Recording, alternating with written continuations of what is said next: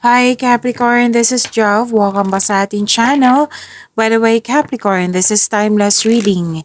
Gamitin ng reading na ito bilang gabay lamang kung naka-resonate kayo, comment down.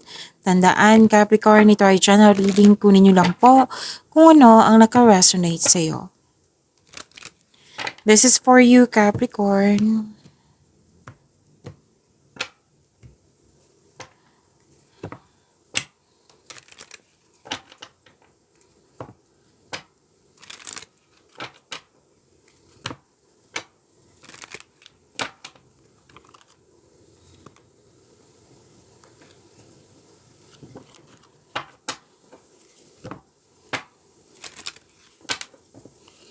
Para po ito sa iyo, Capricorn.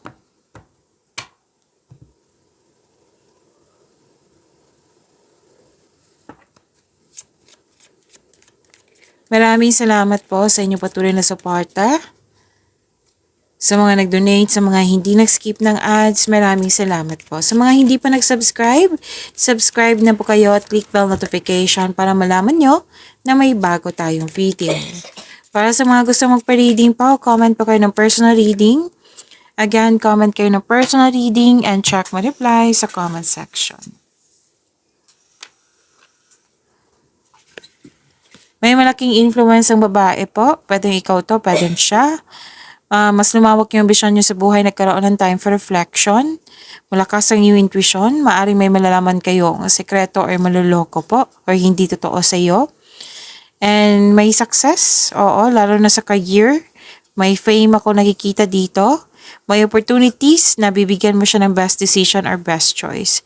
Maaari din na may travel po. Mahilig talaga kayo sa travel, no? Capricorn.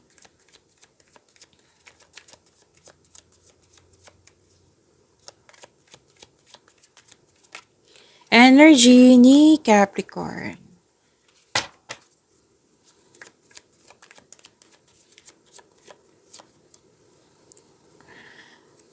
Para sa mga bago dito, kung may napansin kayo na repeating message, yan po yung pinupush ng card sa inyo. Like for example, nanood kasi yung monthly, daily, weekly at dito din at may napansin kayo na repeating message, yan po yung pinupush ng card sa inyo na kailangan nyo bigyan ng atensyon, solusyon at aksyon kung maaari po. So na yung energy ni Capricorn. Baka may nasabi akong Virgo ha. So Capricorn po yung reading na ito. Kasi may nagsabi sa akin, Virgo, Virgo, Virgo. It might be, iniisip kayo na Virgo or kayo ang nag-iisip kay Virgo.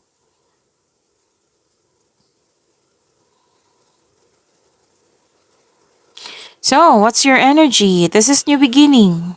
Nagkaroon ng freedom, new journey. Opo, new journey and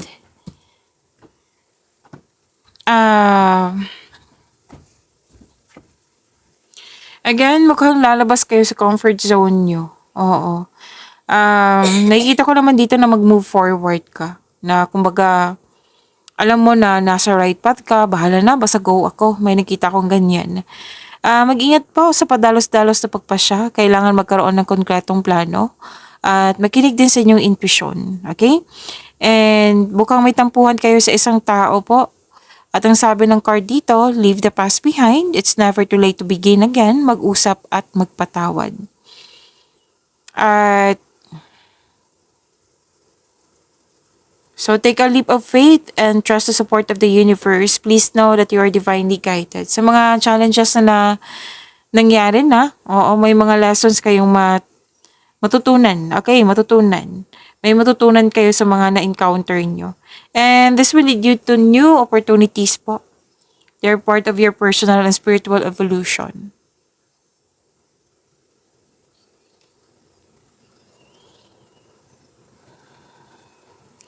This is clarity and new ideas. Nagkaroon ng determination. Marami kang ideas na bibigyan mo siya ng aksyon para magkaroon ng maagang resulta.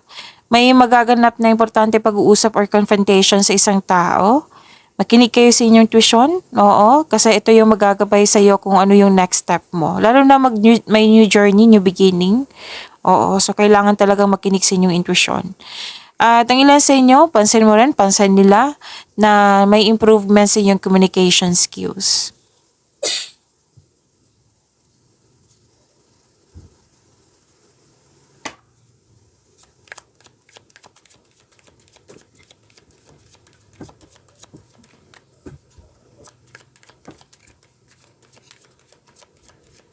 Career and money ni Capricorn.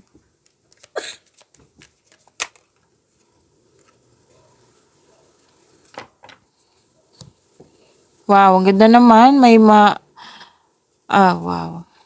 Parati na tong nakikita ko dito na sa inyo, sa cards nyo na may matatanggap kayo malaking pera. Ang ganda. Claim niyo po, Capricorn. Ano to success and abundance. May makakatanggap kayo ng malaking pera. Or di kaya project or unexpected job opportunity na makapagbigay sa'yo ng malaking pera. Pwedeng kailangan mo tong hintayin, pero marireceive mo to. Marireceive mo to, huwag kayong mag-alala.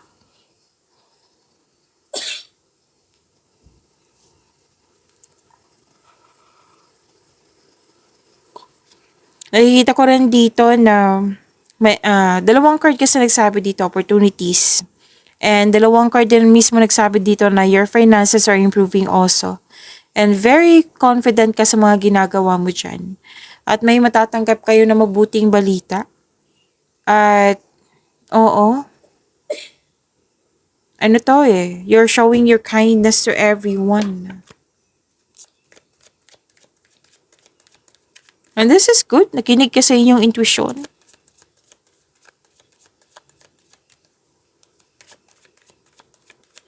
Career and money. Okay. Love life na pala tayo. Love life, self-love, partnership, and romance, si Capricorn. Mukhang pagod si Capricorn ngayon. Napagod ako Oo, napagod ako. So, pwedeng, kasi kanina pa ako So, pagod ako. Pasensya na po sa boses ko Nag-iingat na ako sa boses ko. Baka ma-pause ako. Okay.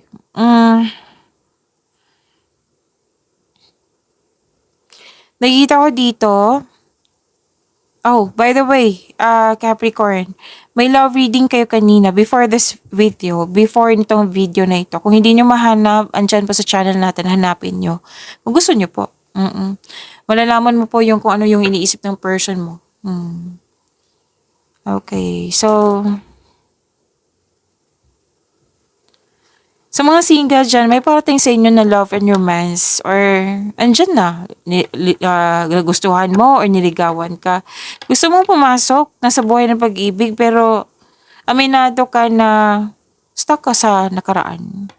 So, sabi ng card dito, try to fix yourself first. Kumbaga, forgiveness ay kailangan. Para fair din sa'yo, fair din sa kanya. Pwede din sa mga buhay mag-asawa sa mga relasyon, may nasabi or may nagawa na hindi mo nagustuhan. Oo, na hindi ka maka-move on. So, ang kailangan yan, mag-usap kayo ng mahinahon po.